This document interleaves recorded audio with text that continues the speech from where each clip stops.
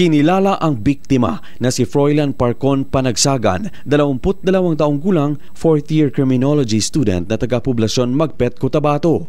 Ito ay kasunod ng dobleng aksidenteng kinasangkutan ni Panagsagan nang masagasaan nito ang aso sa National Highway ng Purok 5B sa Barangay Sudaping, Kidapawan City pasado 1:00 ng madaling araw kahapon.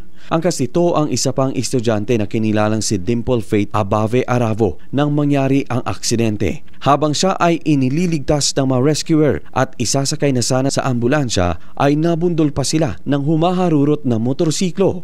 Isinugod pa sa ospital ang criminology student pero dahil sa lakas ng impact ay naging dahilan ito ng kanyang kamatayan dahil na rin sa head injury. Habang kritikal naman ang dalawang rescuers na sina Arvin Sumalinog Umandak, 33 taong gulang, at Aliyah de Tucalan Baredo, 37 taong gulang, na pawang mga taga Kidapawan City. Arestado ang driver ng Euro R125 na motorsiklo na nakasagasa sa kanila, na kinilala namang si Carlos Dapan Guabong Jr., 36 na taong gulang, isang magsasaka na residente ng Purok A, Lanzones, Barangay Manungol, Kidapawan City. Lumalabas sa investigasyon ng PNP na nakainom ang driver na si Guabong sanhi para hindi agad nito napansin ang rescue operation. Desidido naman ang pamilya ng criminology student na masampahan ito ng kaso.